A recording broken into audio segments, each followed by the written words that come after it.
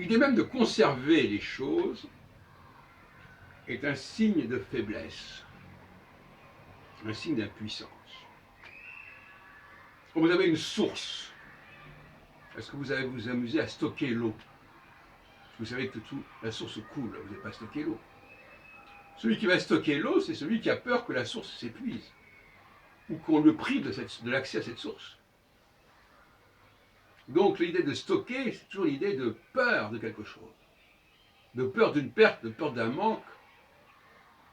Et d'ailleurs, on dit dans la tradition juive que le passage de l'oral à l'écrit, du Béalpé au Birtav, est le signe d'une faiblesse, le signe d'une insécurité, d'une fragilité. Et c'est pour cela d'ailleurs que la Bible a été écrite. Et justement, j'en ai parlé encore tout à l'heure, ce qui est écrit doit-il se substituer à l'oralité? Peut-être que ce qu'on a gardé d'une tradition, c'est souvent l'écrit. Mais est-ce que cet écrit correspond à l'esprit de cette tradition? Ou est-ce que ça n'en est pas, au contraire, une déviance, comme je le pense?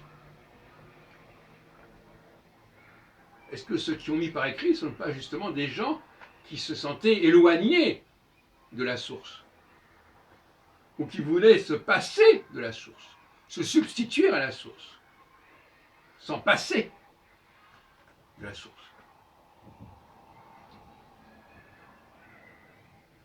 Toute volonté de conserver, de garder quelque chose. Est-ce que, par exemple, bon, on a des arbres, par exemple, on peut faire des confitures, mais malgré tout, on sait que ces arbres, ces fruits, ces légumes, ces viandes, elles se renouvellent. Elles se renouvellent. Donc si elles se renouvellent, c'est pas la peine de les stocker. Une société d'abondance n'est pas une société où on stocke. Alors je sais bien qu'il y a le songe de Joseph, le songe de Pharaon interprété par Joseph, dans l'Exode, ou plutôt dans le Pentateuque, où on va stocker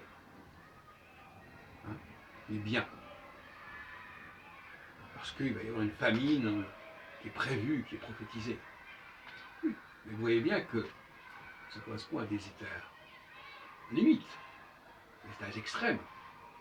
Et on sait d'ailleurs quelles ont été les conséquences, puisque ça a permis au pharaon de mettre son peuple en esclavage, en quelque sorte. D'après ce qu'on dit, qui est écrit. Donc, tout ce qui est enregistrement, par exemple, est suspect. Pourquoi est-ce qu'on enregistre quelqu'un?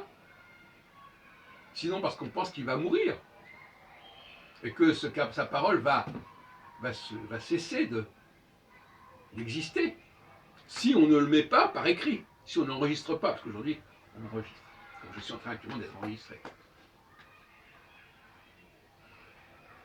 Mais dans un pays qui croit à la vie,